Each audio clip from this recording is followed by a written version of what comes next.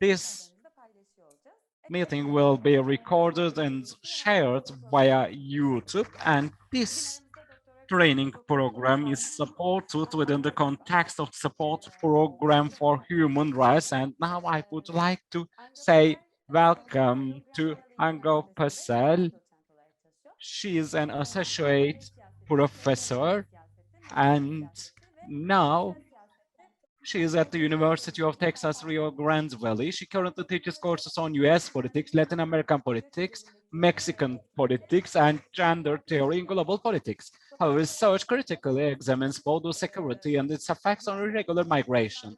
Specifically, Dr. Pasel is interested in the intersections of border security and human rights of vulnerable migrants, including women and children specifically. She is particularly interested in examining how national security discourse surrounding migration is used to justify violent border practices and how these processes violate human rights. Dr. Angulo-Pasel has worked as an international consultant for UN Women and has received grant funding from Social Sciences and Humanities Research Council, a federal funding agency in Canada, to research borders for the project Borders in Globalization. Furthermore, she has presented her work at various conferences, including the International Studies Association, the Latin American Studies Association, and the Association of Borderlands Studies. And today, she will make mention of such studies to us. And now I would like to give the floor to her after saying welcome once again.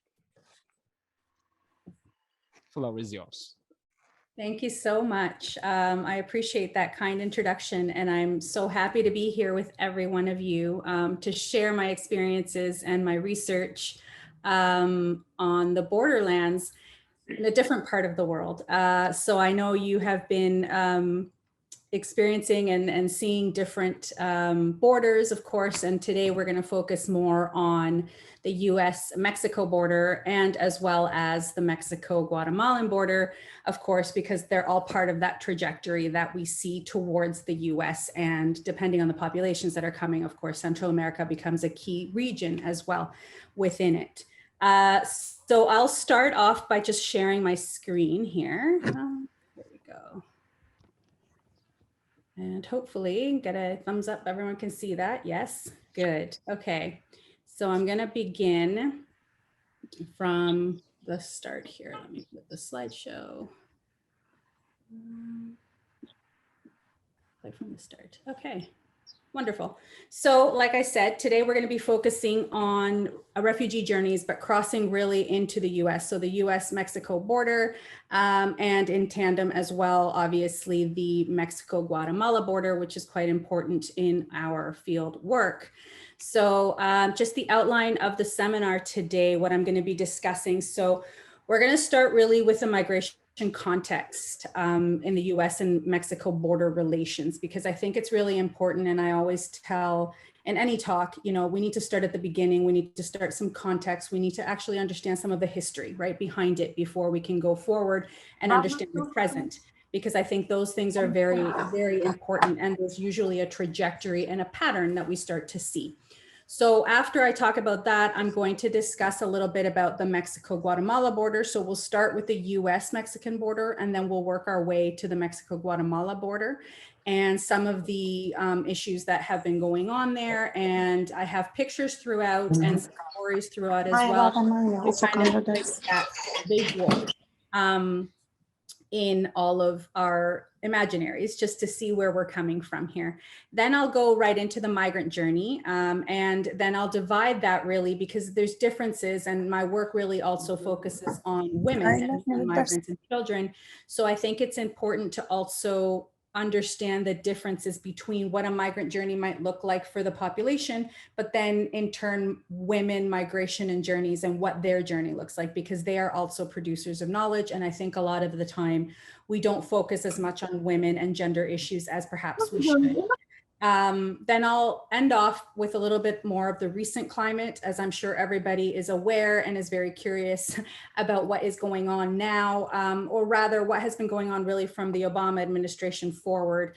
And I'll end the presentation with the border under Biden, of course, because that is where we find ourselves right now, with the Biden administration and the president. So let's go and start on this.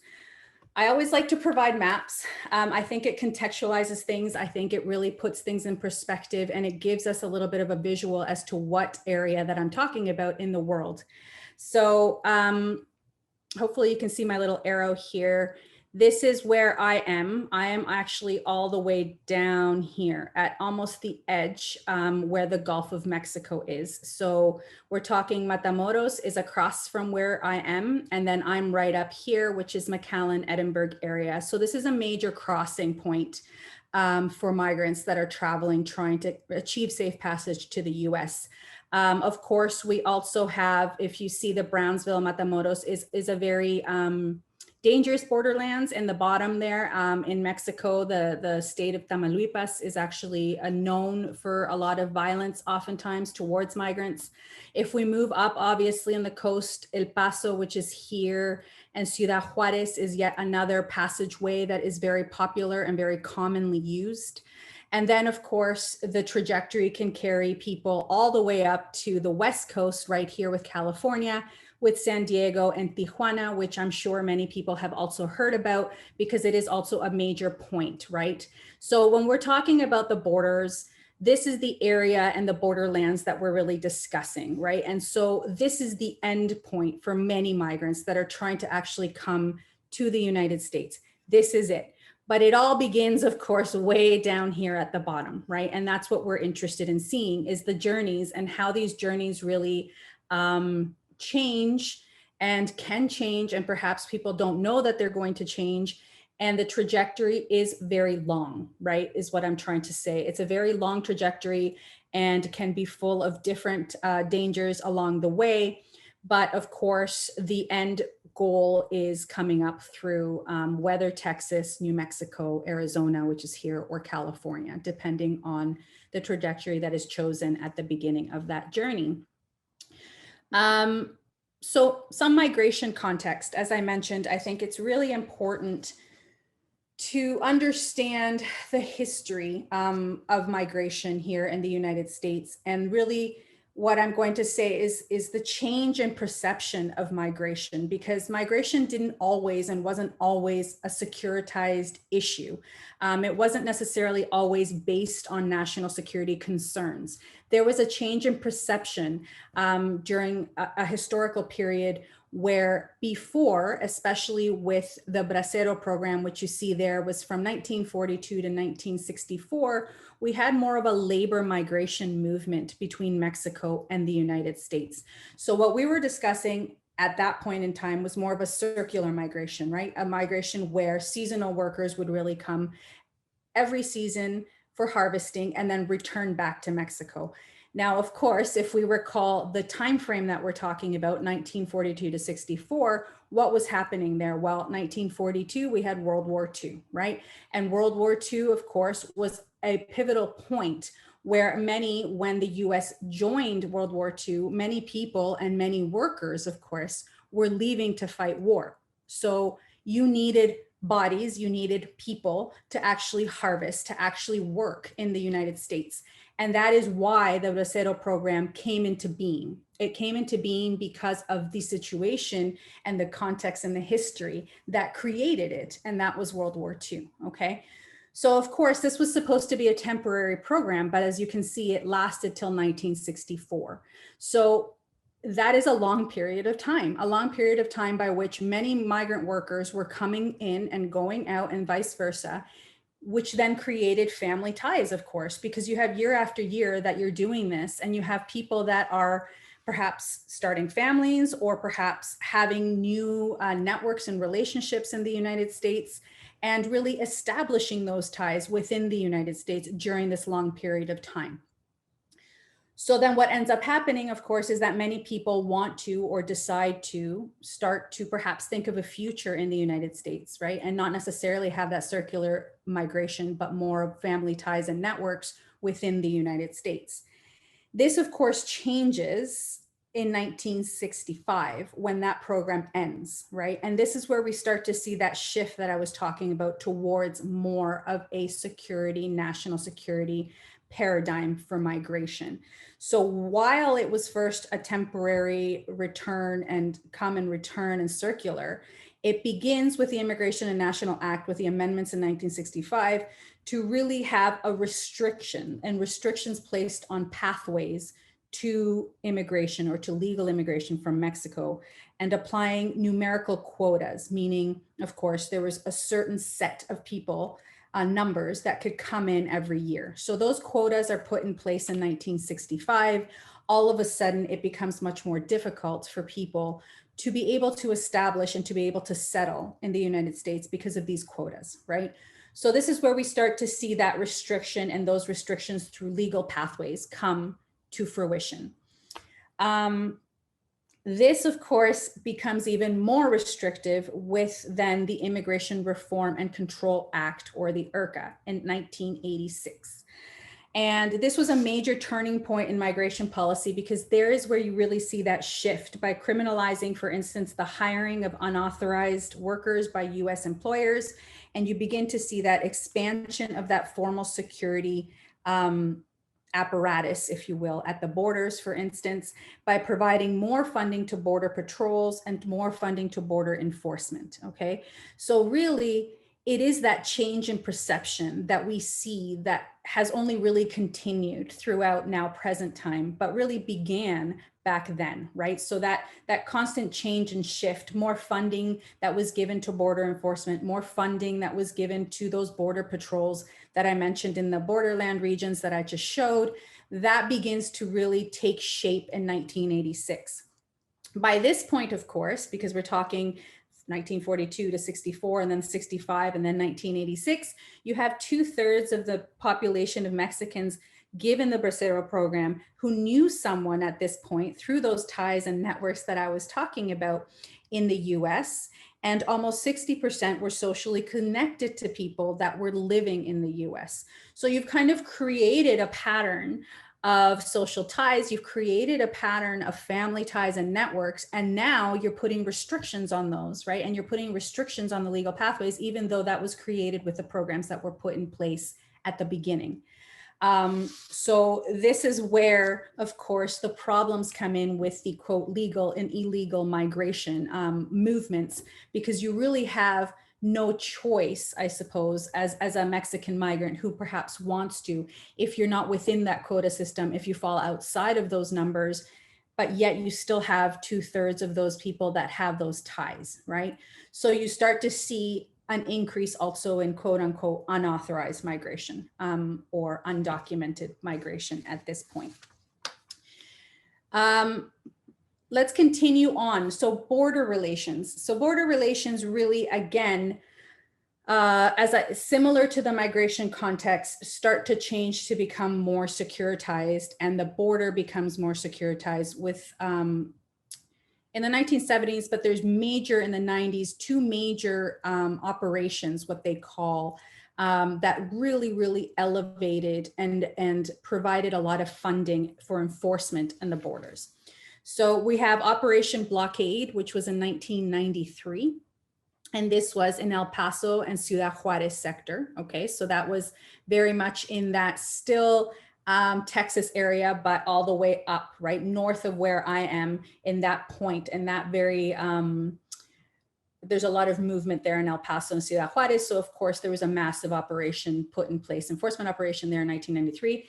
And then you have the other one, which is Operation Gatekeeper in 1994. And this focuses again in San Diego and Tijuana sector. So the other side of the continent, if you will, all the way in the West Coast.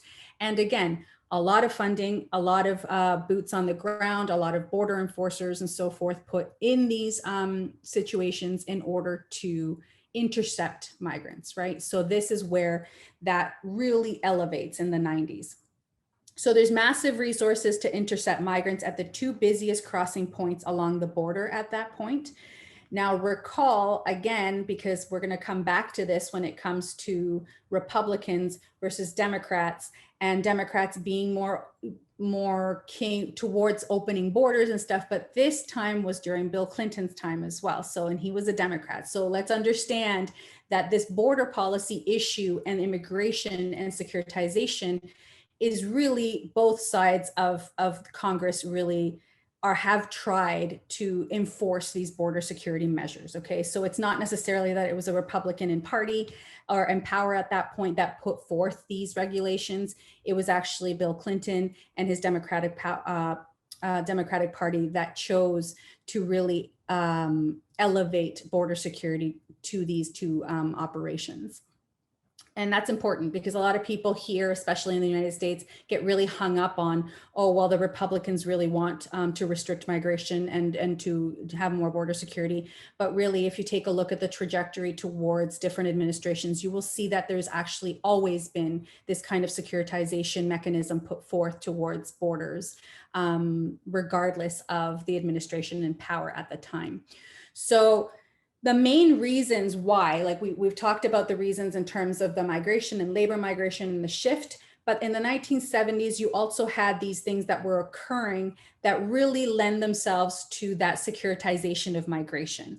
So you had the 1970s economic downturn, right? Which of course, anytime there's a downturn, you have a lot of people who are nativists primarily, who really want, who don't want immigrants to take our jobs, like that kind of narrative, that kind of discourse began during an economic downturn in the 1970s. So you had that. Then you, of course, also had the Nixon administration in the 70s declaring the quote unquote war on drugs, which still exists to this day, but began essentially with that Nixon administration. And the reason why this was important in the security context and border security context was, of course, because the narrative and discourse behind the war on drugs really targeted and focused on criminalizing migrants because it was tied to drug trafficking, for instance, drug smuggling, for instance, was tied to illegal immigration or migrants coming from Mexico, right? So automatically in that narrative, in that political discourse, you have that we need national security because the war on drugs, which means drug traffickers are coming from the South, from Mexico, from Central America, from Colombia, from whichever region you want, where the drug, of course, was being produced, cocaine primarily, and we want to have a stop to that, right? So automatically, with the declaration of the war on drugs by Nixon, you see that connection being made. And that narrative really hasn't ended now because we still have that constant connection between and criminalization of migrants because of the war on drugs and because we want to stop the drugs from coming, right? Of course, never thinking that there is two sides of that coin and there's a supply and demand issue going on, but the US is always really focused on that supply issue. And if there was no supply, there would be no demand, when in essence, you know, basic economics would really show you that there are two sides to that coin, and really focusing on that demand issue has to be also thought about and not just focusing on the supply issue, right? So all of these things together really helped justify national security discourse being used at the border, right, between Mexico and between the US. You start to see it more and more. And like I said, it didn't really matter which administration was in power because that enforcement and that securitization narrative was really there from that beginning, from those patterns that I've been showing you. And then, of course, the pinnacle of the war on drugs really solidified that connection and criminalized migrants coming from the South. So what are the consequences of border enforcement operations? So of course, as I mentioned, and this is actually a picture that you see if you were driving along in San Diego and like past the Tijuana in San Diego, you actually see kind of like caution signs on highways because migrants could potentially be crossing these major roadways, these major highways. So instead of seeing things for animals like deer or moose or I don't know, what have you, you would actually see pictures of like people, and to be cautious of people that could potentially do that. So you have a shift in perspective because you start looking at immigration as a national security issue rather than a labor regulation issue, right? And remember, it began as a labor issue, really. It was very open. It was very different. It was very circular. It was very much you get your visa, you leave, you come back, and so forth. But now there's a constant and a very volatile shift towards really that national security doctrine. And that it is, in fact, a national security issue, and we need to pour a lot of funding into the border enforcement mechanisms. Then, of course, you also see, you view migrant flows as a threat, right? And this has to do with the narrative of the war on drugs. We can talk about the war on terror and the terrorist connotations as well. But what's important here to note is that essentially you start to really see these migrant flows as a threat to be controlled, right? So the perception of threat, that critical security lens that teaches us, well, why are they a threat? To whom are they a threat, right? But this is the narrative that is being used, the discourse that is being used. And rather than them being, for instance, as we will see, a humanitarian issue, because there are now, of course, refugees and asylum seekers and so forth coming to the border, we still view it as a threat to be controlled, or rather than a vulnerable population, perhaps to be protected, right? So there's that change in perception that lends itself well to the justification of all of these security measures that are put in place. Then you have an increase, all of this, because it's in the news, because it's in the political sphere, because there's a lot of administrations, regardless of party, talking about it, you have that increase in anti-immigrant sentiment, right? Which we see now all around the world, but it's no different here in the United States. So you really see, especially in the border zones, a very divided and divisive issue is the border, and immigrants and undocumented immigrants become really that issue of contention between a lot of different populations. So in the border zones, you see that connection to criminals, to drug traffickers, and it's just constantly a negative connotation being associated with migrants overall. And then, of course, you see, because all the legal pathways are blocked and become blocked, then you see an increase of growth of unauthorized migration to the US. And that's especially because of the risk of exit and re-entry. So remember, with the Bracero program, it was very easy to come and go. Exit did not mean and preclude you from re-entering. Now, and we have family ties, let's not forget that 2/3 of people, the population here that actually has those ties and family ties, want to perhaps come and go, right? But those barriers that were put in place, those amendments with 1965 and then in 1986, prevent this kind of circular migration from really occurring. So what ends up happening then is that you do have a growth of unauthorized migration because you have 2/3 of the population that have created these ties in the United States. And then the reason you have unauthorized migration is due to the fact that migrants are feeling that risk of exit and then not being able to re-enter, so they stay, right? And there's your growth of unauthorized migration. Their visas run out. They stay without visas. And it is primarily those that are undocumented here in the United States, which I think is around 11+ million, is most due to the lack of visas or their visas expiring and them not wanting to risk trying to get another one and or exiting to try and re-entry. So it is people that just essentially overstay their visas.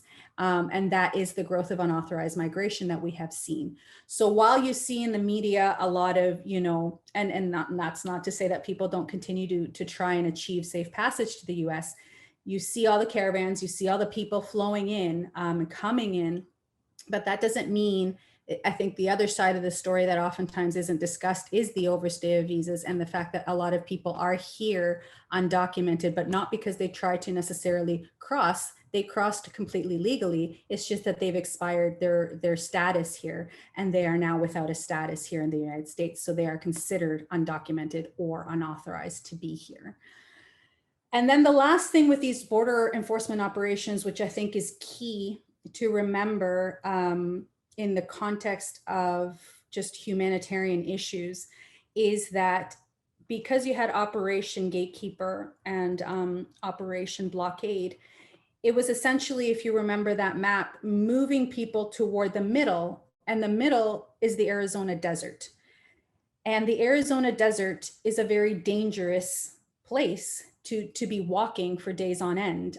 You can die of heat exhaustion during the day and or hypothermia at night. So really what you're doing there by these two operations and moving people to the center is creating a humanitarian crisis in a way, because you're diverting all these populations towards a very dangerous space. And that is the space of the Arizona desert. And that's the new containment area. And you can say it's intentional or unintentional in terms of policy directives, but it is a form of deterrent, essentially, to kind of push these people towards these really dangerous areas, because then you have people dying with the conditions of the desert. And therefore, you could argue that perhaps that is an intended consequence, right? And in terms of a deterrence. Don't come. And if you do come, you're going to have to go through these dangerous pathways, which is essentially the Arizona desert, which will oftentimes kill people. Just, there's a lot of projects that have been done trying to find remains of people that are actually in the Arizona desert now. And there is quite a few of them per year that do die due to the conditions in these desert-like areas. So all of that to say, very much anti-immigrant securitization, national security concerns, rather than, and perhaps to the detriment of migrants, rather than viewing it as a humanitarian issue and having those resources put in place for humanitarian relief versus security mechanisms and security enforcement. So I wanted to show you some more pictures of what the border perhaps looks like, and also just somehow the silliness perhaps of national security and what that means, or putting up walls everywhere and trying to somehow think that that will prevent, because people will still come due to the root causes in their own countries. But these are some pictures that I took when I actually was in San Diego at a conference with the Association of Borderlands Studies. And of course, we're all Borderlands people there. So we were very excited to go and actually see these walls and these barriers and what they look like, these fences. And this, of course, jets out. So the first picture here, and this is what I mean by the silliness of it all, because this jets out into the ocean, right? The Pacific Ocean is right there. and yet it's a border, right? So you could argue, okay, well, what prevents? So I'm on the US side here, of course. On the other side is the Mexican side. Or sorry, no, that's my bad. I'm in the Tijuana side. So I'm in the Mexico side. We actually crossed over, and I'm looking towards the American side.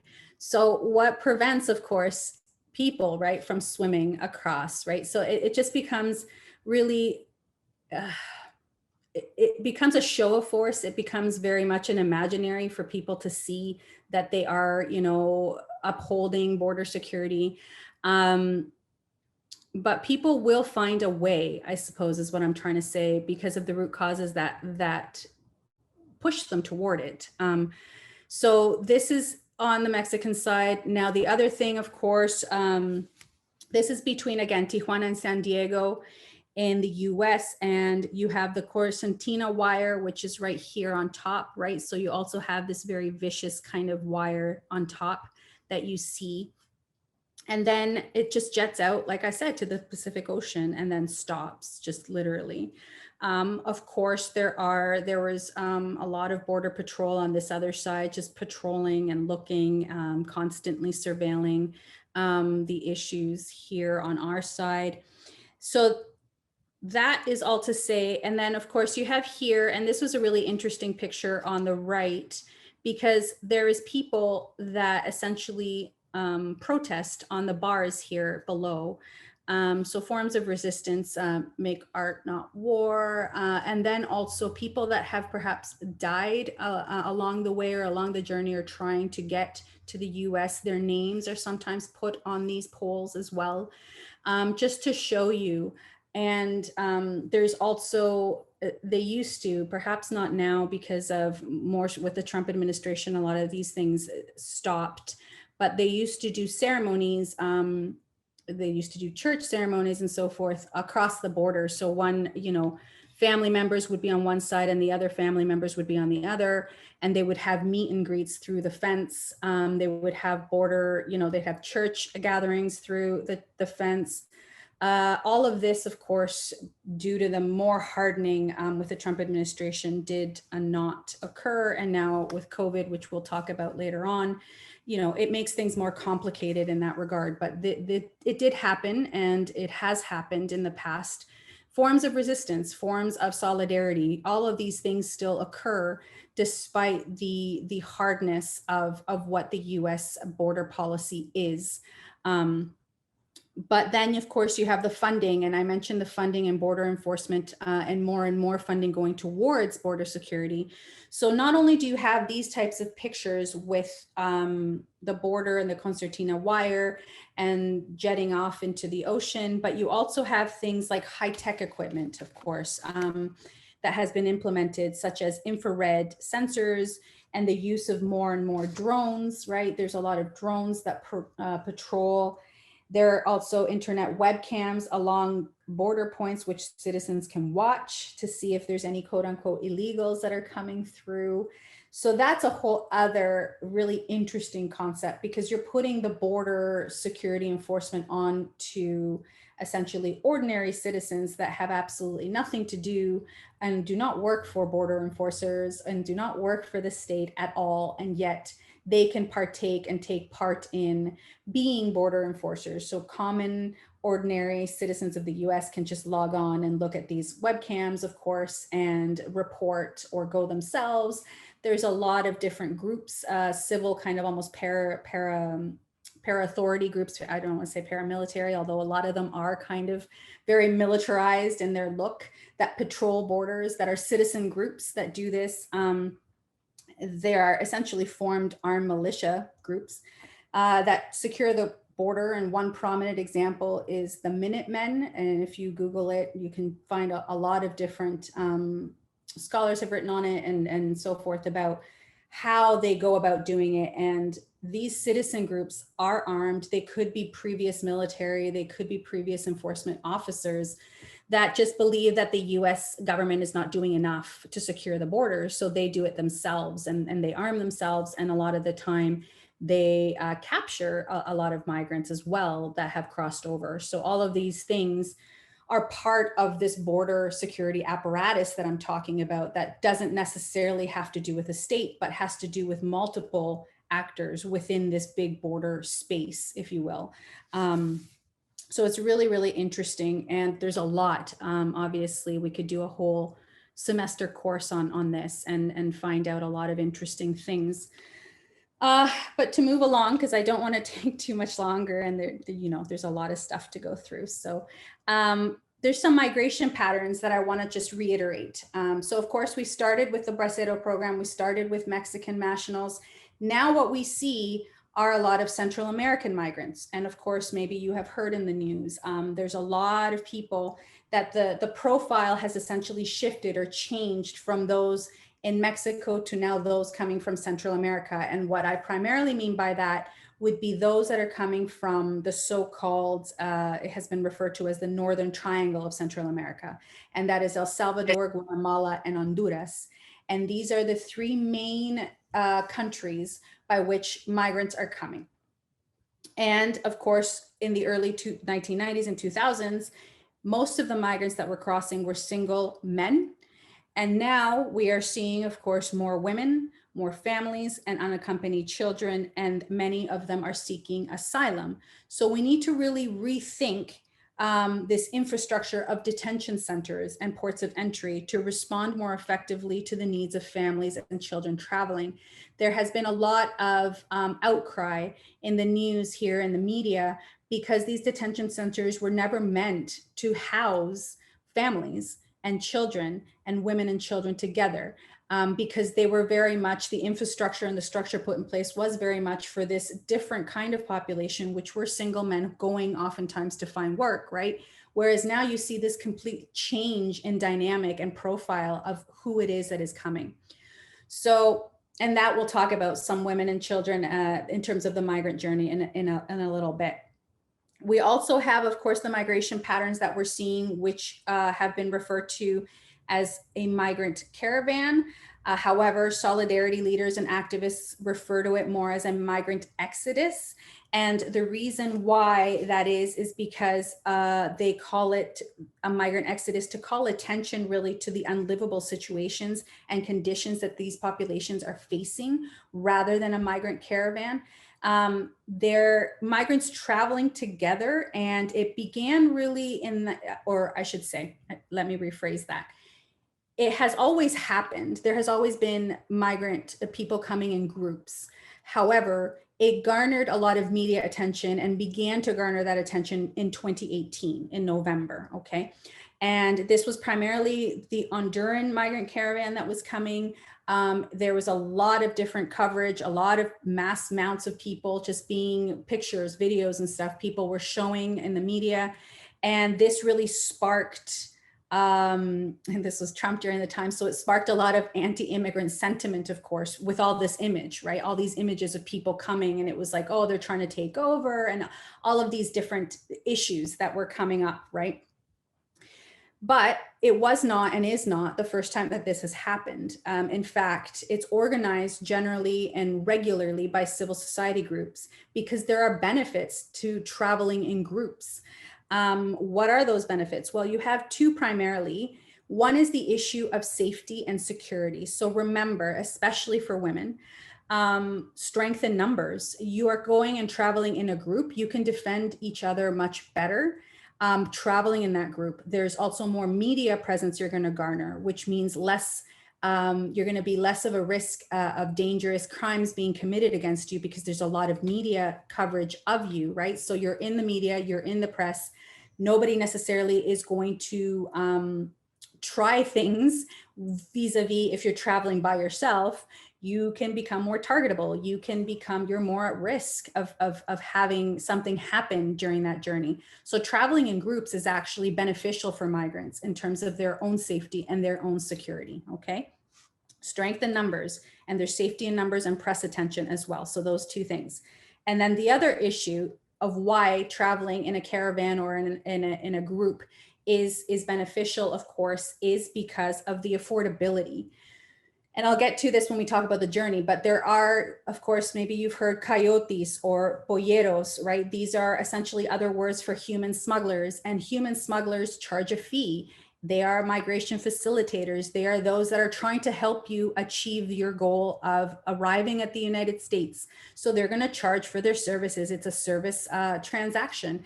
And these service transactions, due to the border security apparatus and how difficult it's become to come to the United States, essentially charge anywhere from $5,000 to $10,000 US dollars to try and get you up here. So affordability, travel in a group, you don't need to hire someone. You don't need to hire a migration facilitator. You don't need to pay them exuberant amounts of money where sometimes people have to put up their houses and or any kind of property toward collateral to get those loans, and then they're in debt and have loans to pay off. So all of this kind of stuff really benefits people to take these journeys as a caravan, as a migrant exodus. And so it's becoming more of a regular occurrence, I guess you can say, and especially with the coverage with the media. And then one thing that I want to mention, because I think a lot of people and a lot of my students often get confused between this conflation between human smuggling and human trafficking, and oftentimes using them to mean the same thing. And they are not the same thing. They are very different. And the reason why they're different, and I want to point them out, is because there's issues of agency, and we always are trying to give migrants a voice and trying to give them agency and autonomy in their actions.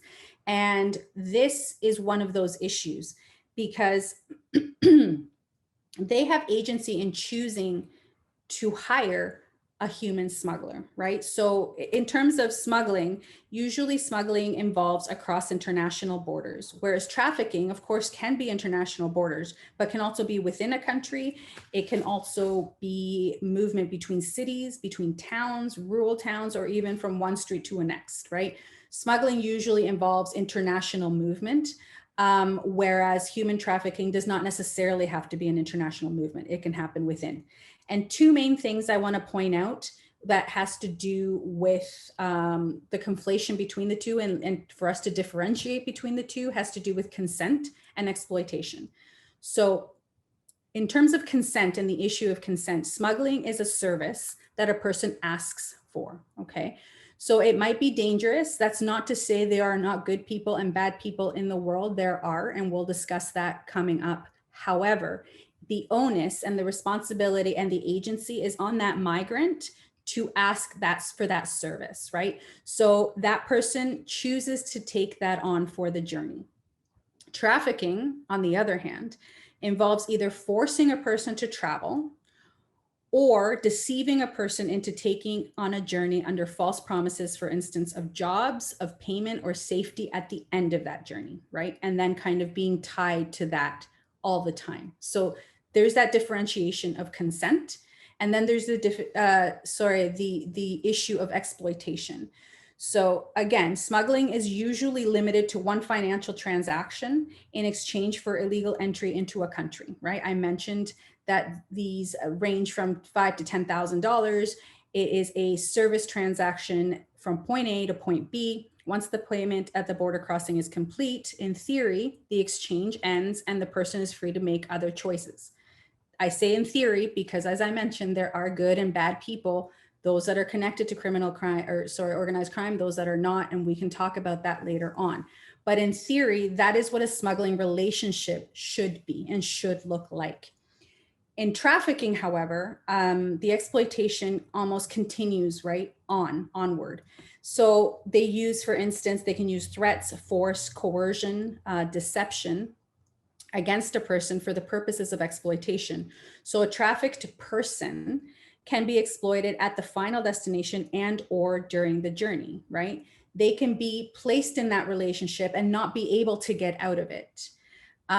So that's to say that we really need to, and I think even scholars and essentially everybody should really differentiate between those two things, because it is much more complicated than simply just saying that a human smuggler is also trafficking people.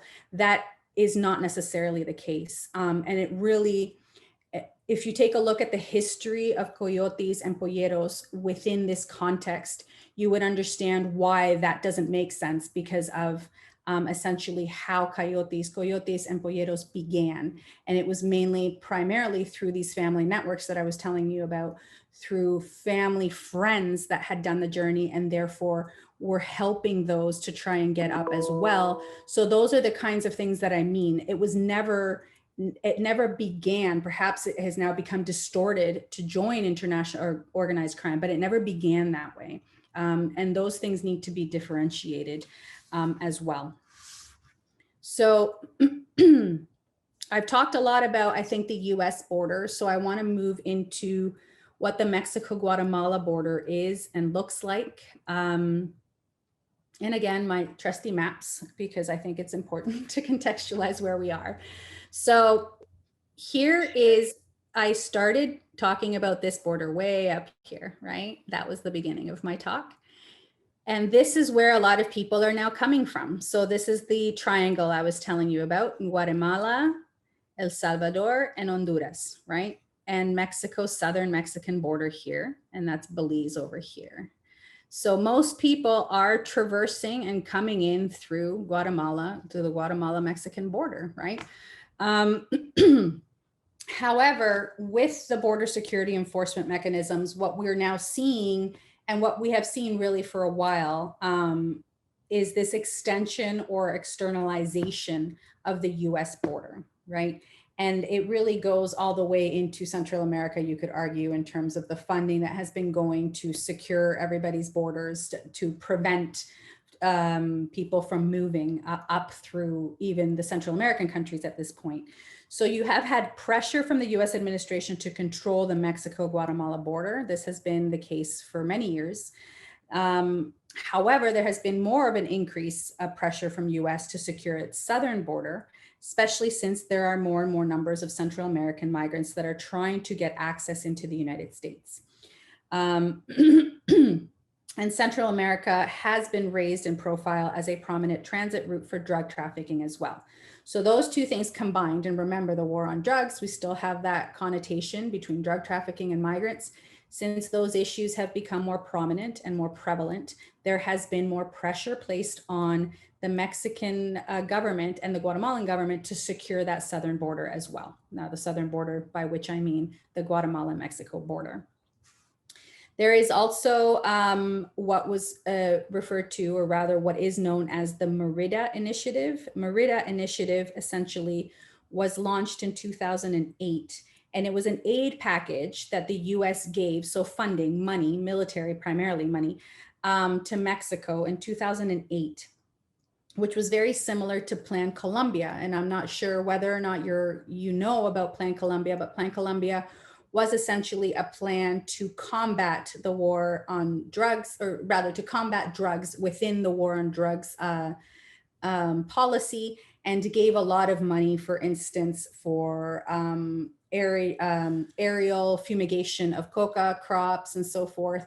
And the Merida Initiative was similar in that they were trying to prevent drugs, again, from traveling through Mexico up into the United States. And it was really put in place to combat, again, that drug problem. But within that Merida Initiative, which was launched in 2008, was essentially $2.3 million was given billion, $2.3 billion was given in US security aid to Mexico.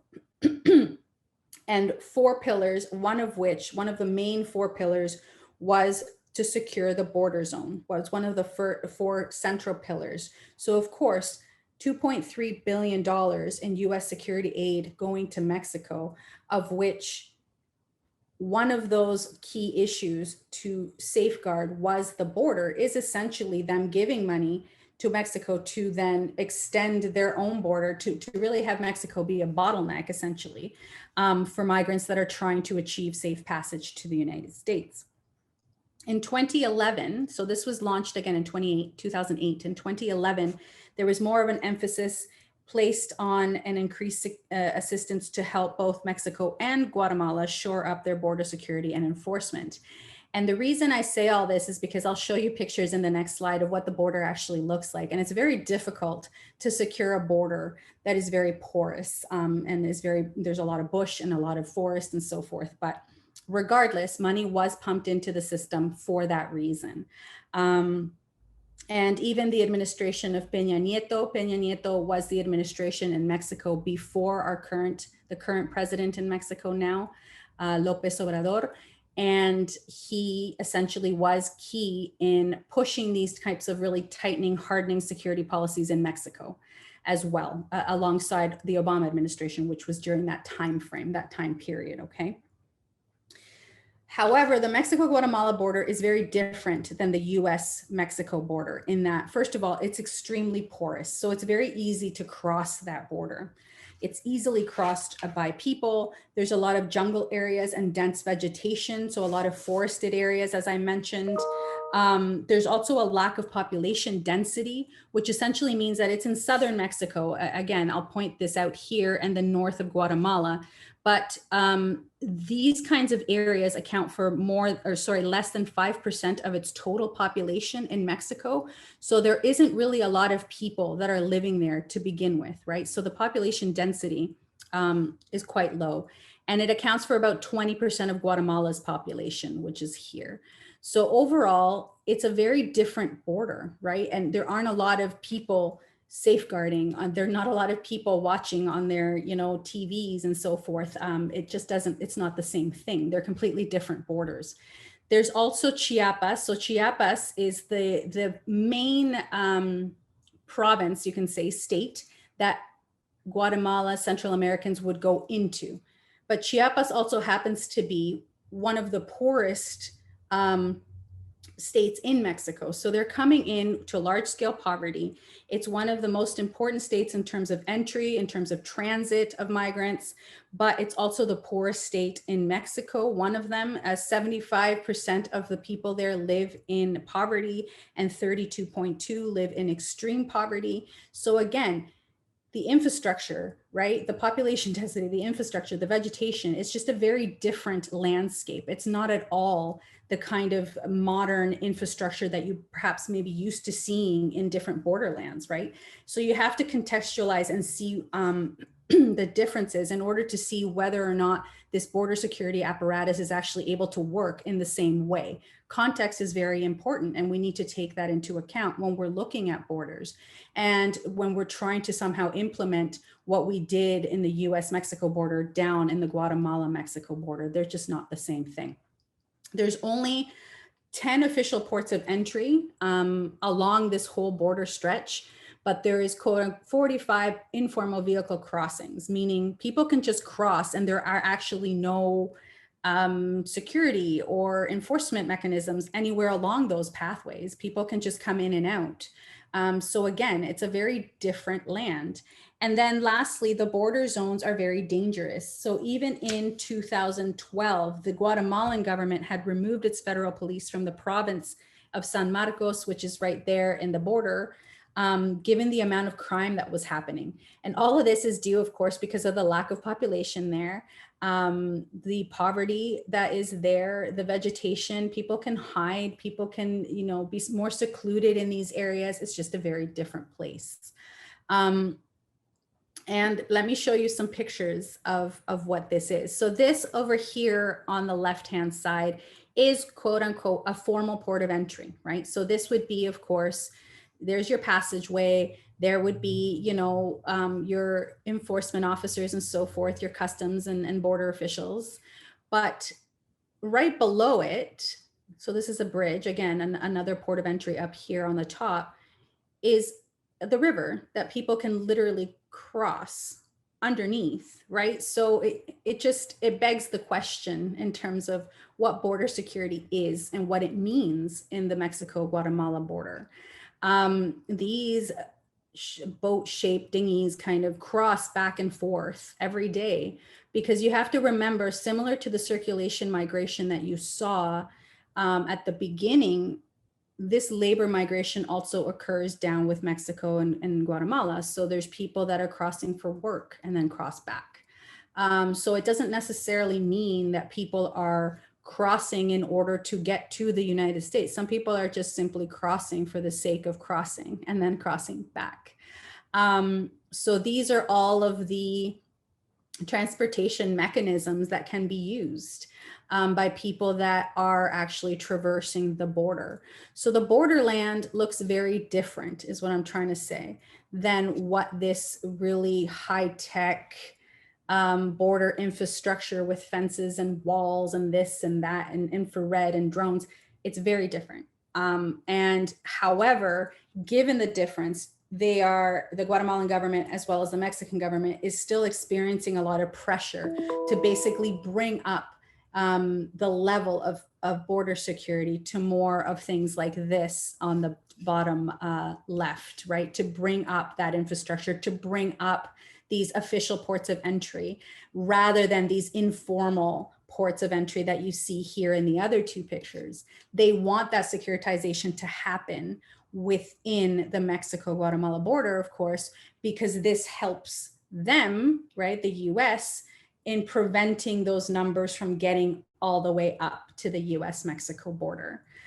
So that's what I mean by the externalization or the extension of that US border. It continues all the way down in terms of having these really enforcement mechanisms put in place at these different border points and really changing what the border looks like down there, which would be very difficult to do because there is a lot of just impassable areas too, because of the jungle areas and the vegetation and so forth. So all those to keep in mind when we're talking about the borders and journeying through it.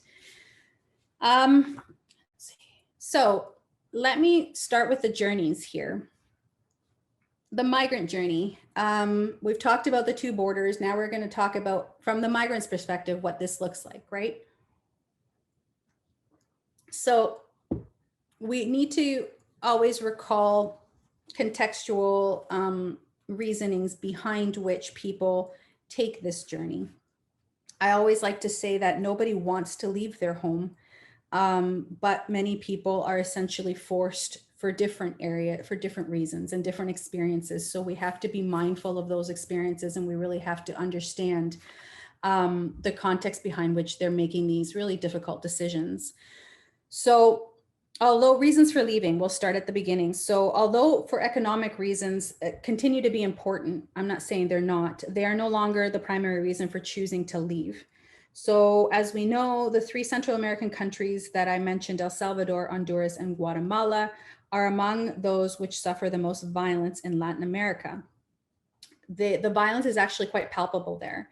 There are people who genuinely fear for their lives and have to flee violence in their own neighborhoods.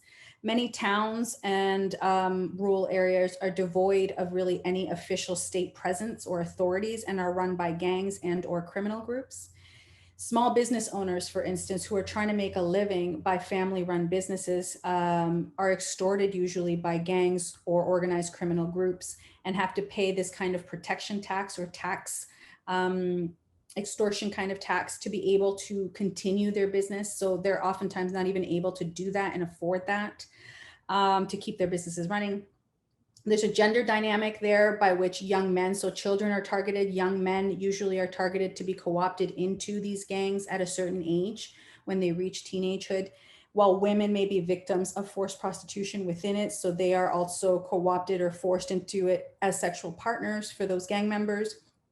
So again, very gender dynamics, and it really does depend on the age. When they are of a certain age, they begin to be harassed in order to enter into these gangs. In terms of pre-departure, the migrant journey really begins, and this is why I like to refer to it as a journey versus, you know, pre-transit, transit, post-migration, all of these different terms that are thrown around. The journey really kind of encompasses everything, because the journey really begins at the point where you have made that decision to leave your home. From that point, you really enter into this clandestine territory or category, you could say, where everything that you do, because you know you don't have the legal ability or visa to get there, you're entering into this underground kind of space, clandestine kind of space. And there are many preparations that need to be made prior to departing. Specifically, you need to gather your money that will be necessary. You need to think about either hiring or not hiring a coyote or a human smuggler to help you facilitate that journey. You need to have, if you don't have a guide really to navigate the system in Mexico, it becomes very difficult to actually migrate through that expansive space. It is very long. The shortest trip, I think, for migrants would be around 4,000 kilometers from border to border. So if you think about that in realistic terms, many people just simply cannot do it without a facilitation, without a coyote of some sort. Coyotes, again, is part of it. It's part of the thing you have to think about, but it is, of course, in your own decision-making format and what you want to do with that. So as the violence of border enforcement increases, as I mentioned already, so too does the individuals that facilitate that, right? It is a business, it's a service that's been provided. And therefore, as the violence increases, as border enforcement increases, so too does the price of getting this service, right? So the services of a payero, a coyote, become increasingly more necessary, but then there is also the fact that the average becomes higher and higher to make that trip. So on average, as I mentioned, the coyote packages range from 5,000 to 10,000. And the reason I say packages is because during my trip, for instance, when I did my field work, I had spoken to people who basically say that it is treated as a package deal, as in people know that they may not be successful the first try. And so therefore, there might be package deals by which you can pay a facilitator, a coyote, say more, say 10,000, because it gives you 3 tries, meaning if you don't make it through, you can try again and again, right? Or you can have a 1 package deal, which means like, if you don't make it, that's it. That's the deal. We're done, right? So package deals, meaning not only tries, but also transportation, right? Which we'll talk about. What form of transportation are you taking? You can take buses, you can take the cargo train, you can take an airplane if you wish, depending how much money and resources you have. So all of that comes into that decision-making process, and your resources available to you, and the package that you choose. So coyotes and human smugglers are actually quite an interesting dynamic there, and quite an interesting group to study, because it is very much tied to all of these different things and nuances. Socioeconomic status, I mean, this you can kind of tell from the things I've been talking about, is very much intertwined with migration, of course. Those who are undocumented migrants that have less economic resources are forced to take more dangerous, more hidden routes, because they can't afford the more secure modes of transportation, like buses, for instance. They can't buy a better smuggling package. If kidnapped, which does happen, they don't have enough money to pay for their release. So socioeconomic status, poverty, the issues of poverty play a massive role. Issues of class play a massive role in migration options and migratory options, and what's available, what's not available, and has to be taken into consideration along that journey. And then the complexity of transit. So they're both temporal and spatial elements that are involved in transit migration that make it very complex. And there is oftentimes a preconceived notion of what the trip is going to look like for a migrant prior to leaving, but that oftentimes is not the case. And it turns out to be very different for them for whatever reason. They could think that they would be following one trajectory. So they're taking up a route, and then all of a sudden they're kidnapped and they're taken elsewhere, and they're released in a completely different part of Mexico that they never anticipated, that they never knew about. And therefore you have to do something completely different. You find themselves somewhere different and having to do something else, for instance, having to find a new trajectory, a new passage, a new route, new mode of transportation, maybe because you've been moved. So that's a spatial element. Temporal elements, of course, I spoke to a lot of migrants who thought they were in southern Mexico where I was doing my field research, and they thought they were a couple of days to the United States border. They don't even conceptually, temporally, they can't think about how long that trip is going to take. So there's temporal considerations there, that they think they may be closer. If they are kidnapped or extorted, you just took a lot of time off of that trip as well. So trips can take, it's anybody's guess, depending on how the journey is and what you experienced during your journey. So for instance, if you do get kidnapped, or if you are abused, you could stop at a migrant shelter and you can be there for months, because if you do get abused and there's a crime committed against you in Mexico, you have the possibility of applying for a humanitarian regular status if this happens to you. But the processing time for that is at least 3 months. So you're there for 3 months to get that status, if you so choose to have that status. So again, the complexity of what we mean by transit is really something that I've been grappling with. And that's why I choose journey instead, because I think a journey can be much more complicated than just being in transit. Your transit can take you to different places and can last a lot longer than you thought initially it was going to be the case. Let me show you a picture. So as I mentioned, the socioeconomic status and class is so important, right? When it comes to migratory options. I don't know if any of you have heard of La Bestia. La Bestia is essentially a cargo train. And this has to do with economic resources available to migrants when they're taking that journey.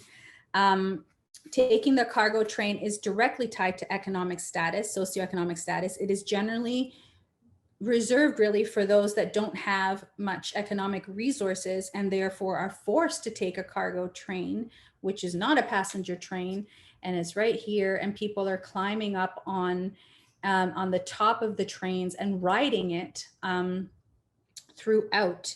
And this, of course, is a map on top here, which is essentially given at migrant shelters. So this is one that when I visited a migrant shelter, I was given this map, and this is given to migrants to let them know the different routes that this train takes, so they can plan, if they so choose, to take one of those routes. So you can see here, it starts all the way. So here's Guatemala here at the very bottom, but you can essentially take two main routes depending on where you are. So I spent time here in this area, so it would be one train route. And then I also spent time in the other train route over on this side. And the Tapachula to Arriega, this little thing here, the track was actually destroyed because of Hurricane Stan in 2005.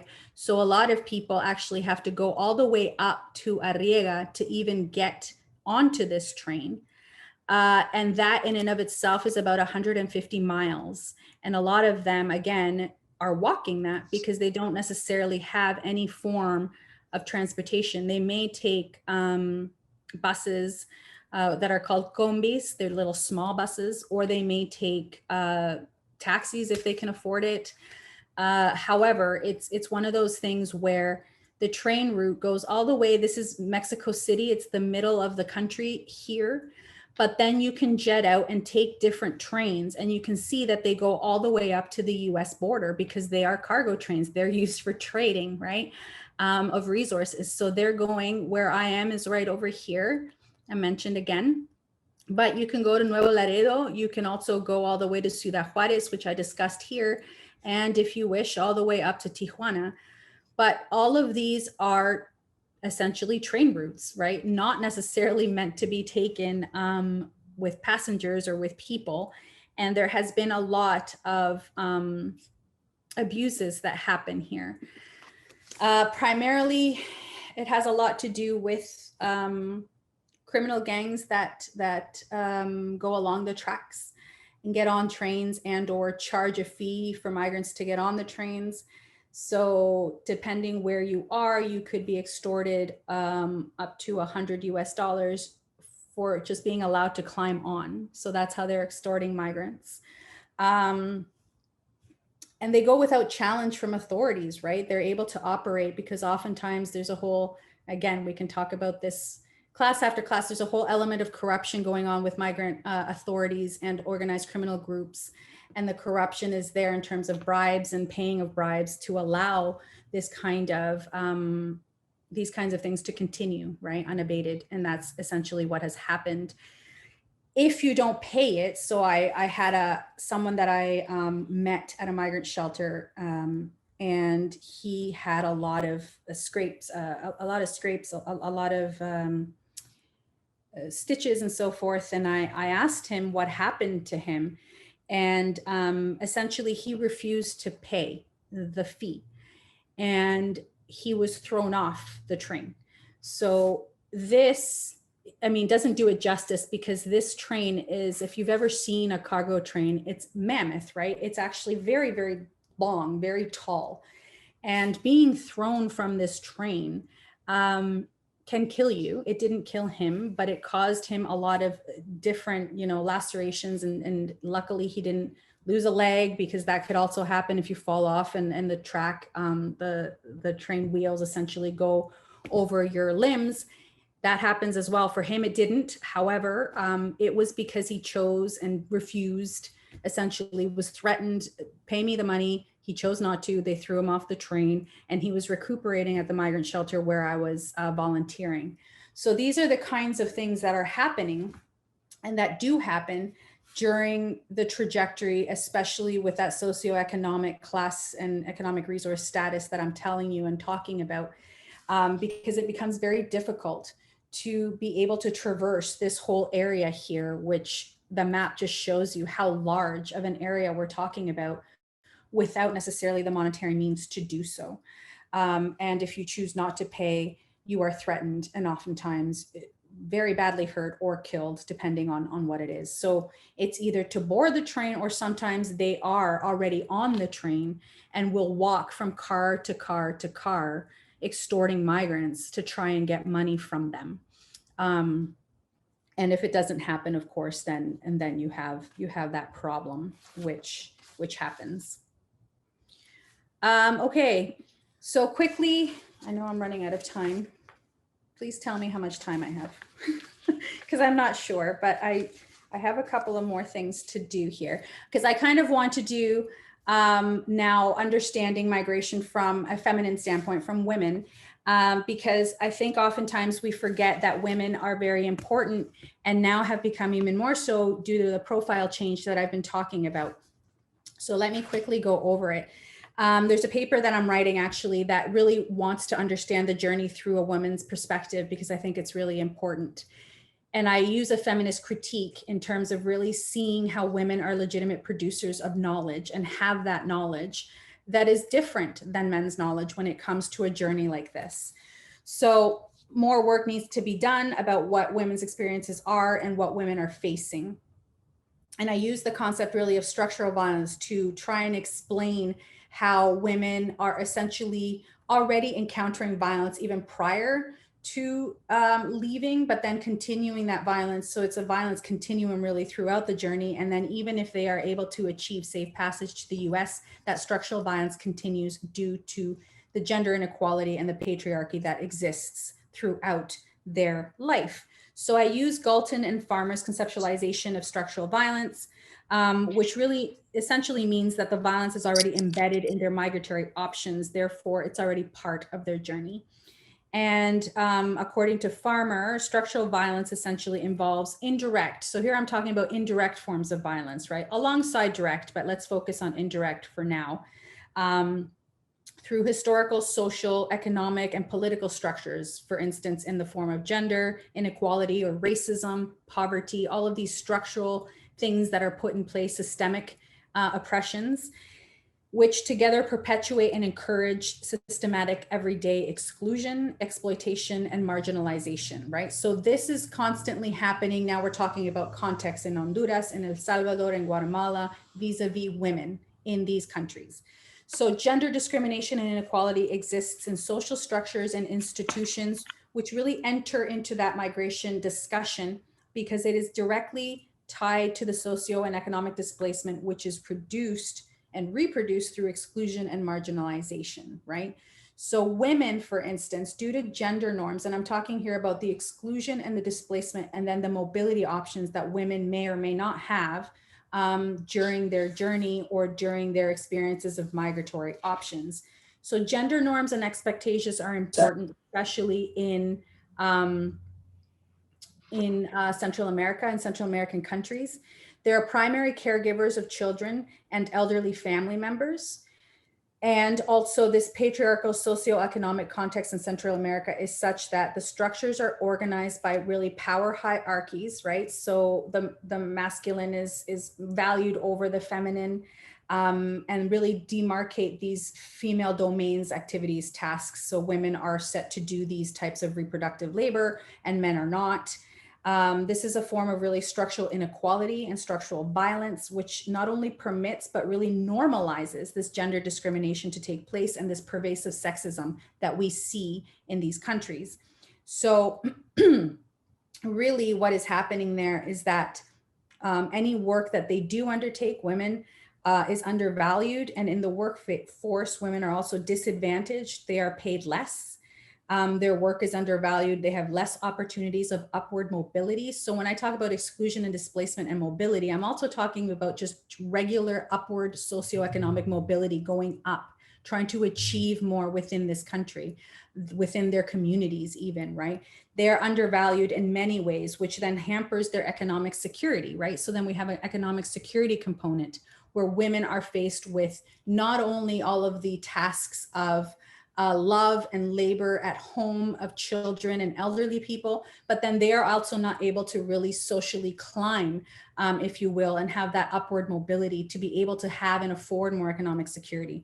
So migration, therefore, is not gender neutral. Women have to and often do have this as an economic or a family strategy when you think about it, moving, right, and leaving due to this kind of displacement that they have, the patriarchal norms.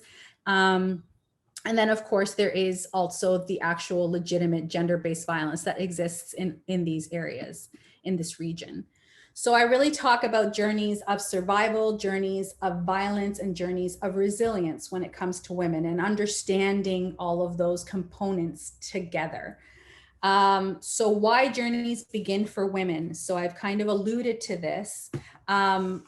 Gender norms and expectations vis-a-vis feminized labor, for instance, lack of upward mobility, gender-based violence, and by what I mean by that is not just the physical, but the emotional, right? The threat of violence, the intimidation to use violence, all of those are forms of gender-based violence. And I think a lot of people usually just think about, you know, the homicides or the femicides or the really pinnacles of these violence, but there are all of these levels of violences that happen toward women all the time, every day, that really do have a role to play in that migration choice, the choice to be able to leave because of all of these things. There's reproductive labor, which I discussed, right, which really refers to the emotional and nurturing work that goes alongside the physical work in the household, the well-being of family, right, children, but also elderly parents, for instance, or elderly people in the family included, but not limited to education and healthcare, helping with their education, helping with their healthcare. So women are typically the caregivers and the primary caregivers in these areas. And they have the added concern, though, which is directly tied to migratory options, and I've already discussed it a little bit, to their children, right? And caring about the violent situation in Central America that is happening with the gangs and the gang forced co-option into them, being forced into these gangs. So for men, for their children, for boys, they are being co-opted into it and forced into it. And if not, they're being threatened. Their families are being threatened if they choose not to join. For women or girls, they are also being co-opted as sexual partners for gang members. So again, as a mother, as a woman, you're also having to think about this kind of these kinds of reproductive labor issues of violence that happen to your children and how to fix them and how to try and help within it. So all of that together are reasons why women choose to leave, right? Or choose to say, rather, it's a very constrained choice because of the violence and because of what they're facing. So oftentimes it's not just a very, oh yeah, let's do this as an adventure kind of thing. It's a very much a very hard choice, as I mentioned, to make.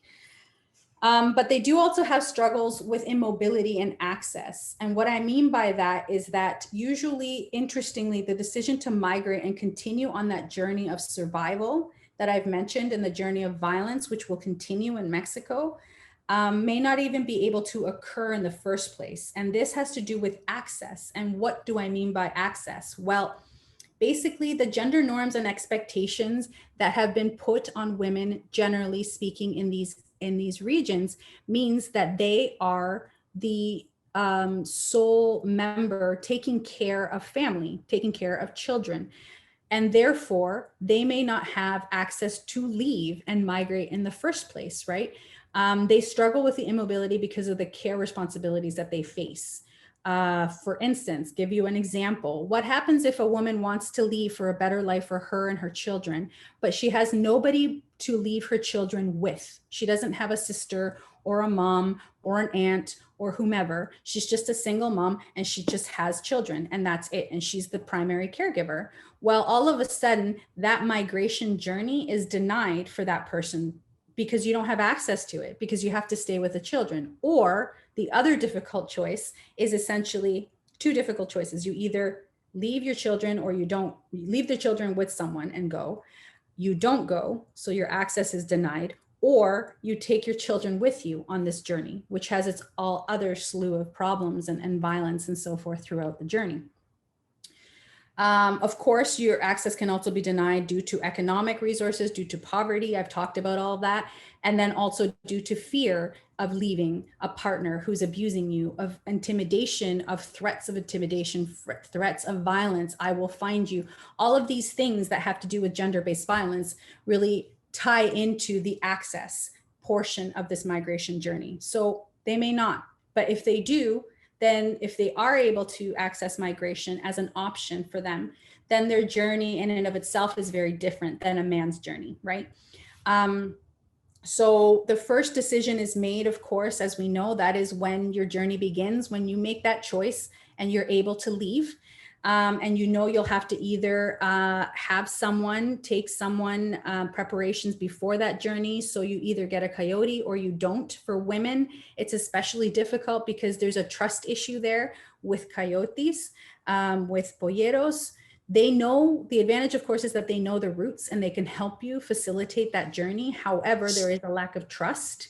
They may be connected to criminal groups. As I mentioned at the very beginning, there are good human smugglers, there are bad human smugglers, right? There is a whole slew of people that is going on in this context that could increase their own insecurity specifically.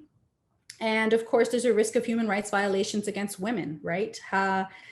Migrant women are taking that risk and hoping that they can trust these individuals. However, due to their perceived vulnerability as women, and that is a perceived vulnerability, again, that has to do with those gender norms and expectations and patriarchy, they are at a higher risk of being extorted for more money or being abandoned if they're unable to keep up with the rest of the group, right? You either keep up or you don't. And if you don't, then that's it. We leave you, right? And that is very, very clear and clearly made to people before they embark.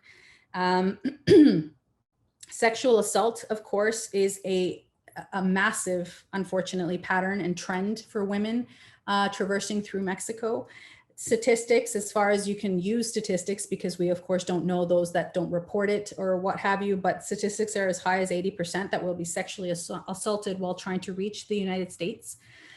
Sadly, as was revealed through many of my fieldwork interviews, this sexual forms of violence has actually become somewhat of a norm when discussing it with either migrant activists or migrant solidarity groups or migrants themselves. They just know it will be part of it. And it's almost become a normality that this would be something that women have to go through if they want to achieve safe passage. And then, of course, there is the sexual assault that can also be accompanied by human trafficking, which we've discussed, where women are disappeared and never found, or you could have sexual assault and also kidnapping and extortion. You can have that. There's multiple different elements that can happen through that journey. But that doesn't mean that women don't do it. And that's my last point there, women's knowledge and strategies of survival.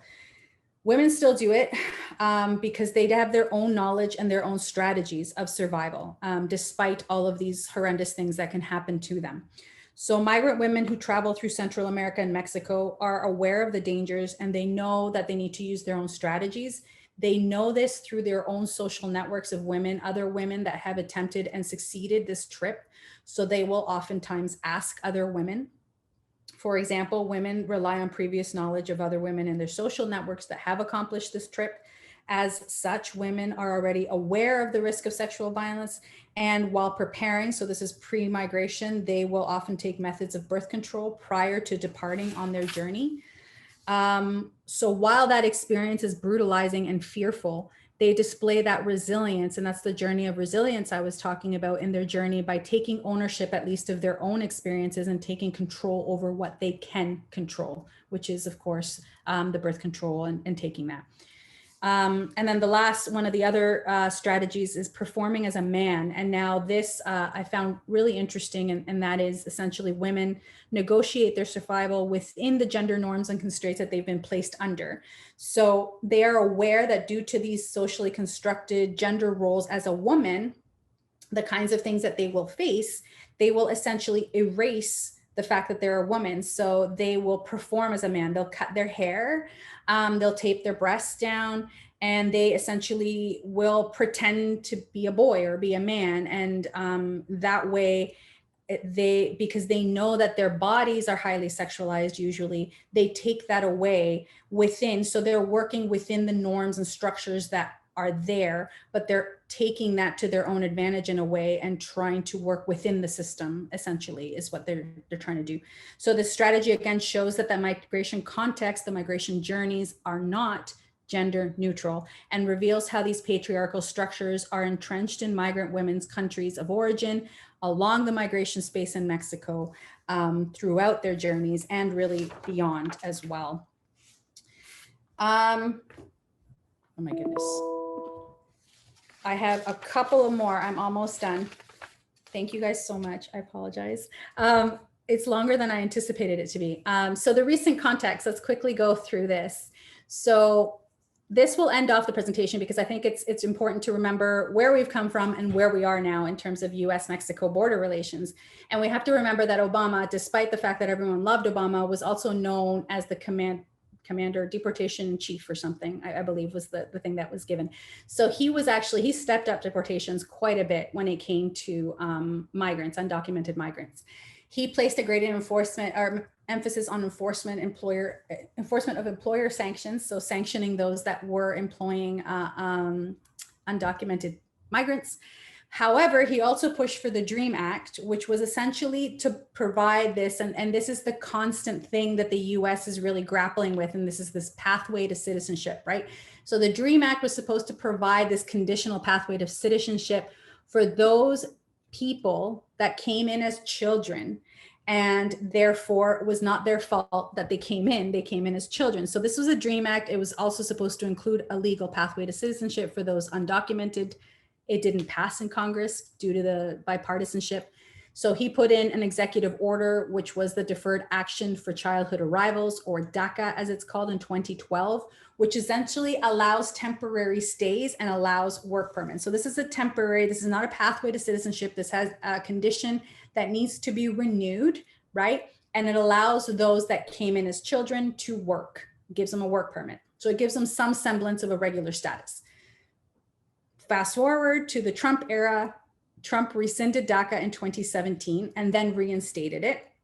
But then also it was reinstated rather, and then it went all the way up to the Supreme Court, and the Supreme Court has ruled that it's unconstitutional to take it off the table or to scrap it. So it continues on. However, he did have that immigration travel ban that we all heard about and knew about when he came in. There was like a slew of executive orders that went through. And then there was a zero tolerance policy in 2018 that essentially separated thousands and thousands of families and children. And so that was obviously a terrible thing that is still having repercussions to this day. And then of course we had the process of metering. And the process of metering essentially is all of those people that are waiting to be able to apply for asylum have to wait, or rather the CBP, the Customs Border Patrol, can only allow a certain amount of people at their discretion to be processed through every day. So people had to get on a list and then be called up.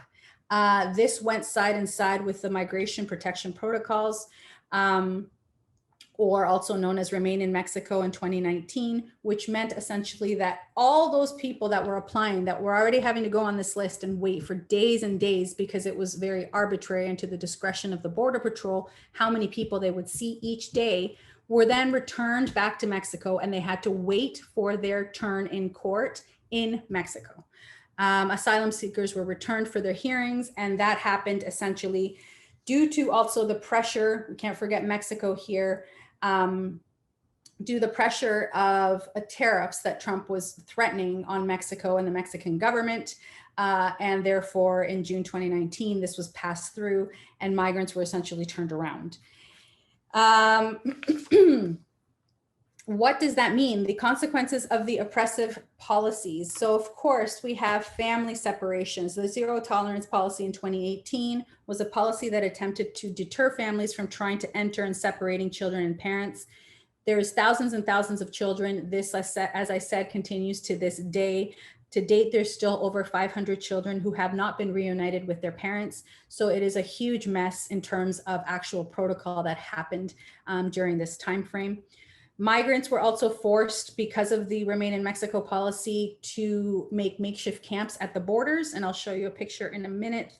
And the encampment in Matamoros, which was the closest to where I am, is found in the international bridge between Brownsville, Texas and Matamoros. And there's conditions of insecurity, or there were conditions. It has since been taken down. and precarity. It's a tent city, essentially. At its peak, it housed about 2,500 people, and it grew nearly to 9 acres. So it is very big, was very big, and it lacked rudimentary access to basic no clean water, poor sanitation. I mean, this is probably not new because you know and have heard about refugee camps and what they look like. This is obviously no different in that regard. It was very, the infrastructure is not there. It's just not there. And of course, there was a myriad of issues, kidnapping, all the things that I've talked about in the journey were also happening in these encampments. So kidnapping, extortion, sexual violence, sexual assault, physical assault toward migrants in these borderlands in the cities.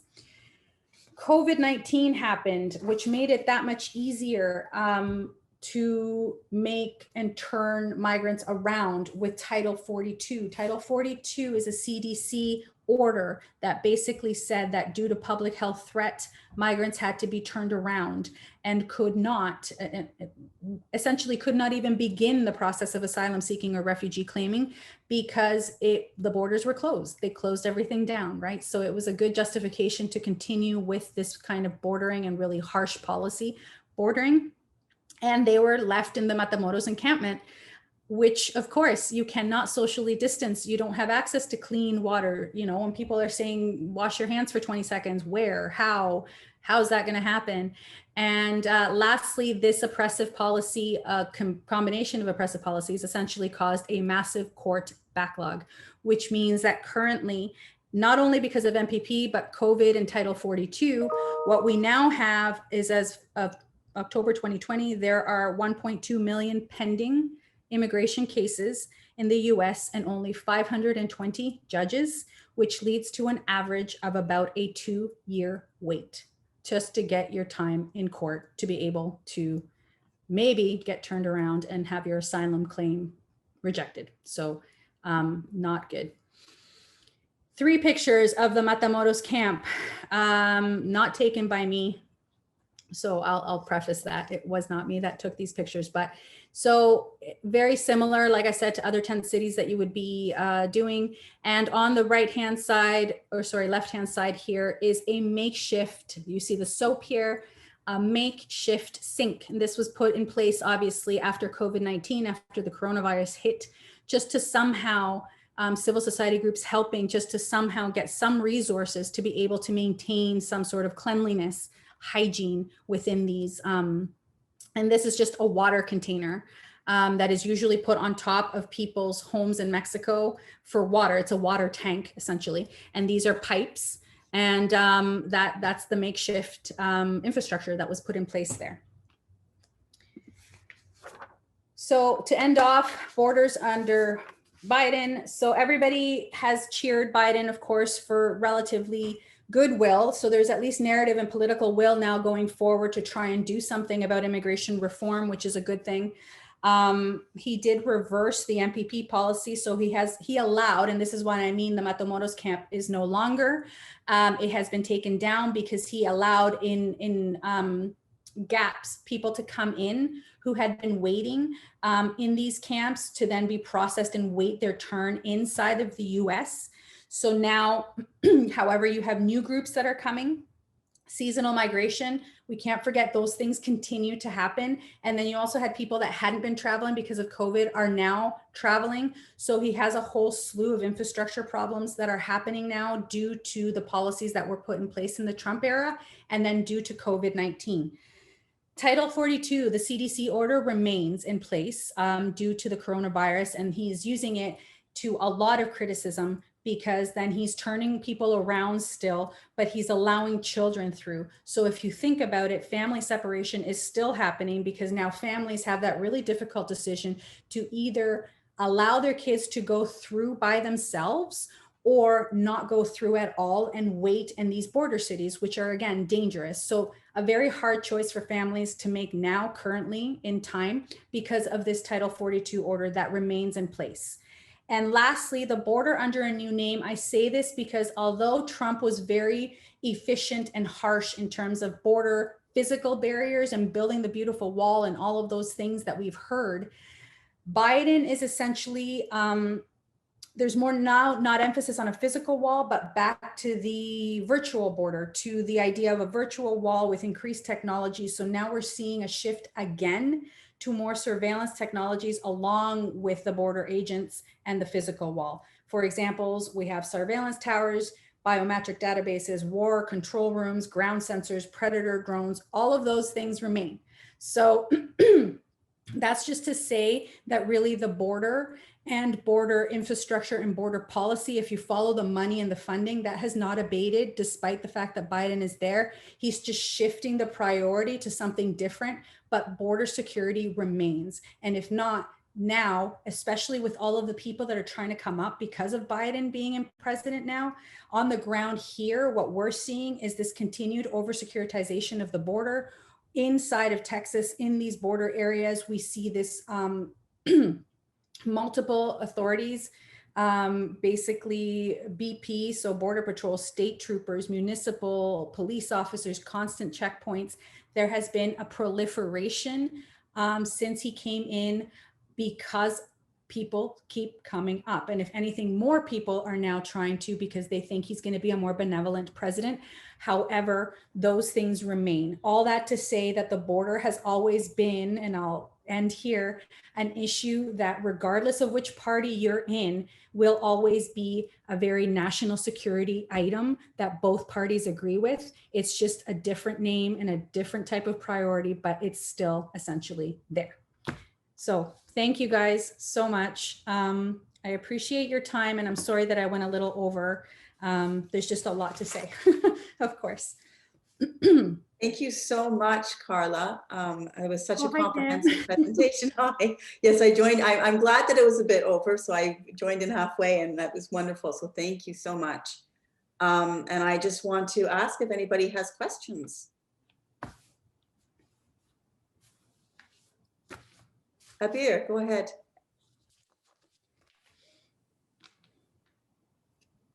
Evet, merhaba. Merhaba herkese. Teşekkürler bana söz verdiğiniz için. Hello. I would like to thank you very much for giving the floor to me. Tamam. Çok teşekkür ediyorum hocam. Gerçekten çok Thank you very much for that detailed presentation. You shared really important information with us. Of course, this is connected with human sufferings. It is a horrible journey from Mexico to US, but I would like to receive a clarification. You said that at first there are single man migrants, but later than that, the migrants were mostly women and families. So what is the reason of that shift? This is the number one question. This is the first question.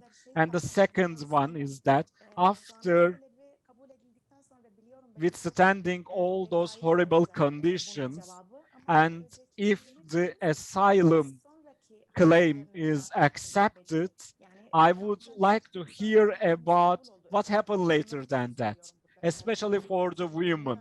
You know, they, for example, left the camp, their asylum claim is accepted, they leave their children behind in the camp. So what kind of rights they could employ, they could benefit from, which challenges may they face with? I would like to thank in advance for the answers you would give. Okay, thank you so much. So let me see the why the shift. So you have to think about the history again that I talked about. And I think a lot of it has to do with the circular migration that was occurring at the beginning was very much labor migration. So it was women that were staying back and men going forward and coming back. What we're starting to see, of course, is more families and more children. And that has a lot to do with the situation back in those countries of origin. So you see in Honduras, for instance, and in central, in Honduras and primarily, there's a political issue where there was a coup that happened in 2009. Zelaya, which was the president at the time, was ousted from power. And this created a vacuum where there was an over-securitization, more violence, and then also the food items, the basic food stuff, a basic basket of goods rose tremendously. So you had then a lot of women who are oftentimes in single parent households or single family, right? So they are the main providers who can no longer afford for their children. So that's one aspect. There's an economic aspect that I think you have more women and children leaving just simply because of the economic aspects of poverty. But the other one that is equally important is the rise in violence that we're seeing. So the rise of violence in these three countries has been exponentially going up. If you look at femicide rates, the rates of femicide are also increasing. So for women in and of themselves, it has become a very dangerous place to remain. And so you do see a lot more women that are leaving because of just the overall violent context within these specific countries.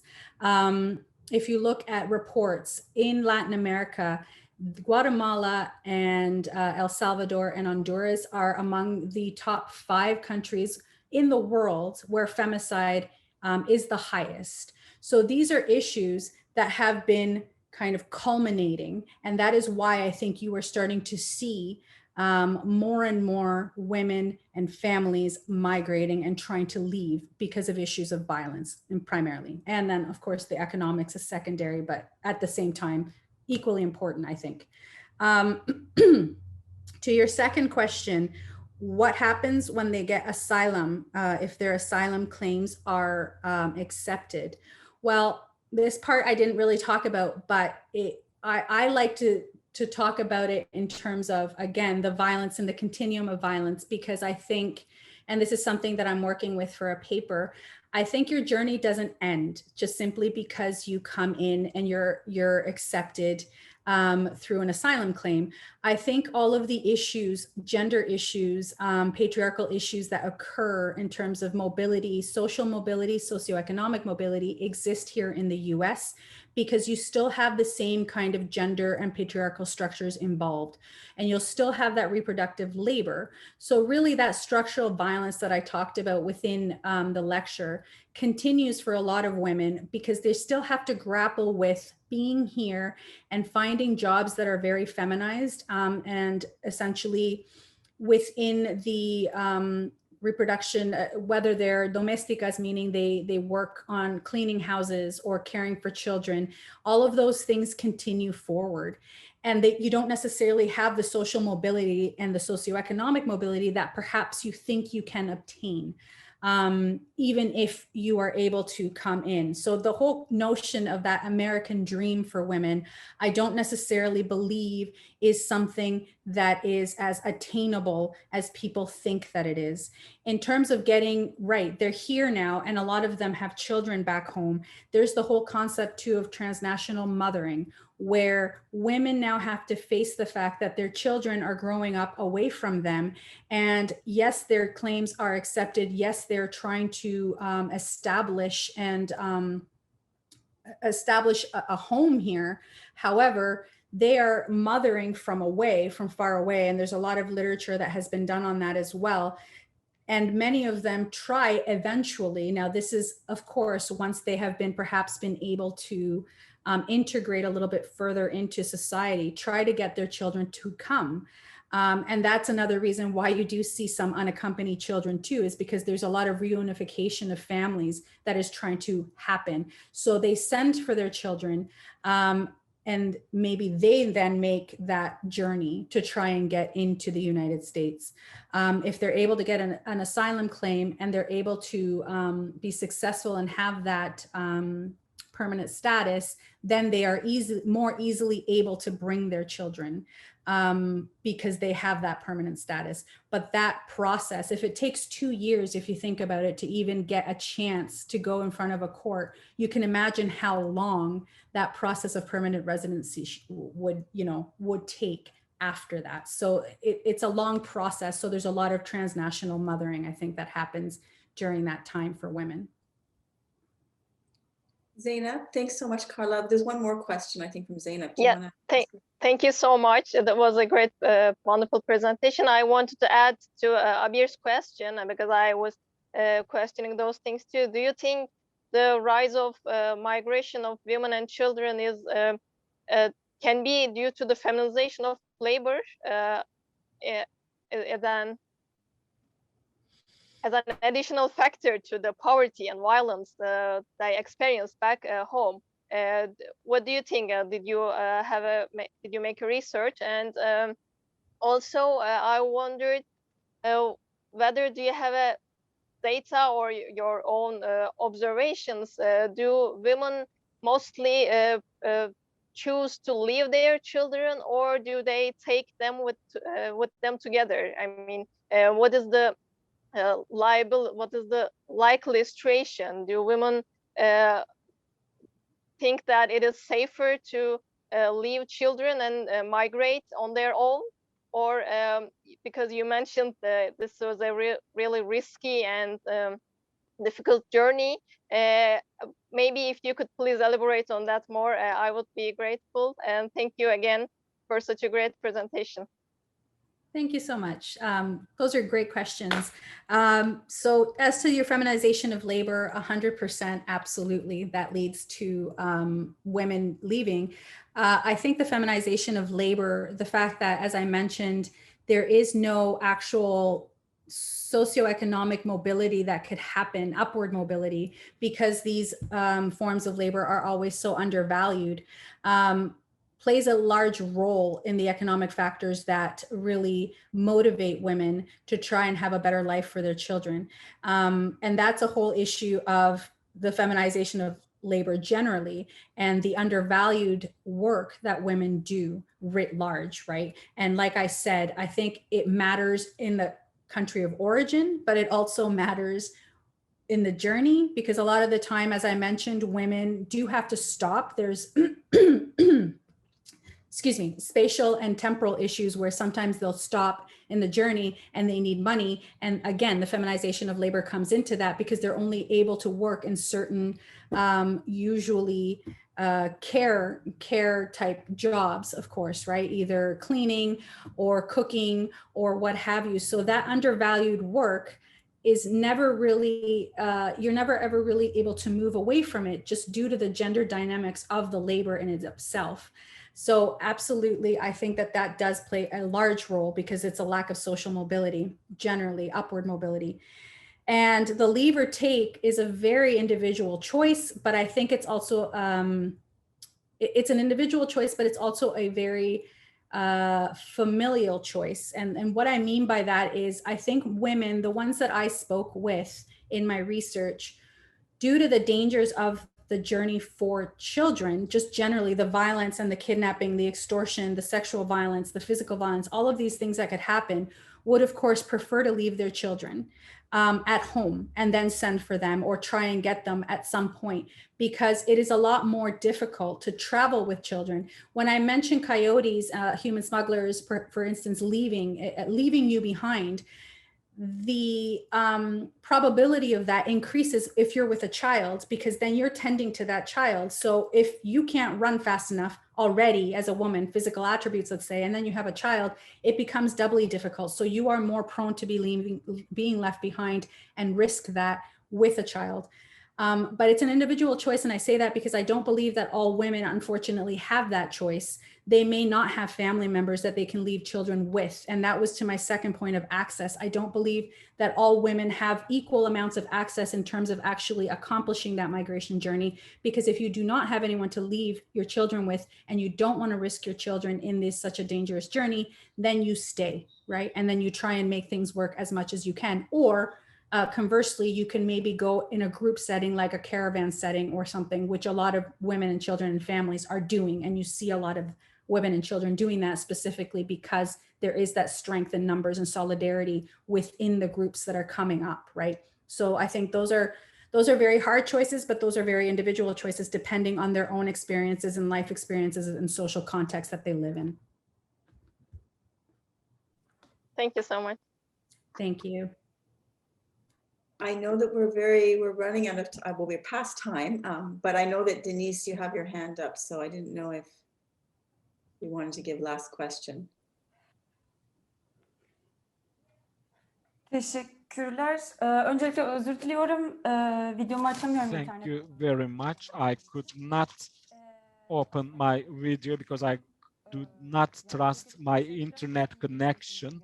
This presentation is a really very fruitful one. Thank you very much for it. It's a great presentation, especially with regard to border crossing and also border zones and political structure in both countries, social and economic factors, their impact or their lacking of impact were all addressed. And today, it makes much sense to refer human rights issues because in Spain, Morocco border, the migrants were pushed back by soldiers severely and by force. So human rights violation is common throughout the world, and that framework showcases it as well, your framework. And at border zones, there are some risks, and the military structure, xenophobic movements are also mentioned by you, were also mentioned by you. Have you come across with the reaction of such groups towards solidarity dynamics? By referring solidarity dynamics, I mean NGOs and academic activists. So this is my question. What is the reaction of such groups towards academic activists or NGOs? What are the reactions? Sorry, what are the interactions of what group? Reaction. Reaction of civil society groups? No. Aslında daha çok milislerin evet daha çok milislerin ve askeri yapının Mostly, I would like to hear about the reaction of soldiers and militia towards academic activists, NGOs who create solidarity with migrants, and are they also subject to violence which is exerted against migrants? Okay, I understood. Okay. And maybe Carla, even like Minutemen or Right. Yeah, I did talk about the Minutemen. Yes. Yes, they are essentially solidarity groups. Civil society groups are very prominent throughout the borderlands here on this side of the border and also on the other side of the border. There has been many stories, of course, of migrant activists who are and have been, and I can't remember his name, it's not coming to me, but who have been essentially tried for giving water to migrants, for instance, in Arizona, and I can't remember his name. However, they are also abused and can be abused by these kind of militiamen, private militia, citizen militia, because they are in and of themselves trying to uphold border security and uphold what they believe the government is not sufficiently doing. And so I think given this push toward such a hard security policy, especially when Trump was in power, civil society groups and activists were essentially targeted, I want to say, as much as migrants in a way, and not just targeted, but targeted with laws. I mean, legally, it was not allowed or illegal, essentially, to help a migrant who needed water in the desert. And then they were charged with a crime. And so these are the kinds of issues that they're experiencing. Militiamen in and of themselves, or these kind of private citizen groups, because they believe, and there's a whole nationalist element there too, and a whole nativist element where they believe that migrants don't belong, and therefore anyone that goes along with trying to help, they believe are part of the problem, right? And they also have been emboldened, I want to say, by the Trump administration in terms of doing that kind of work, because the Trump administration was really key in not just targeting migrants, but targeting anyone that would be associated with helping migrants. And migrants, of course, are criminalized and so forth. So the reactions have been quite brutal during that time frame. Now, I haven't heard of anything when the Biden administration came through, so it will be interesting to see. And I always tell people in discussions, like, we can't forget that those however million people that voted for the Trump re-election are still there. These people are still there. The nativist thoughts are still there. The far right is still there. And so all of these things, I mean, we all took a breath, I think, when the Biden administration came to power, but we can't forget that these kinds of groups along the border, whether they're state or non-state, are still there and still have a very anti-immigrant sentiment that was emboldened during the last 4 years. And have targeted essentially civil society groups and have made it very difficult for them to do their work and solidarity with migrants, if that helps answer the question somehow.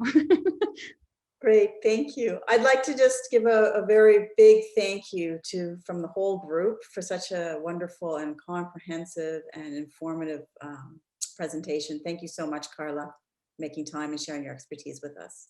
Thank you so much. I do appreciate the opportunity, and I'm so glad. Like I said, this could be a whole semester's worth of work. So trying to bring it down was a little bit difficult. So I apologize about going over time, but I hope you did enjoy the experiences and everything that I've shared with you. Thank you. Thank you. Take good care, care, everybody. Take care. Bye. Bye. Bye.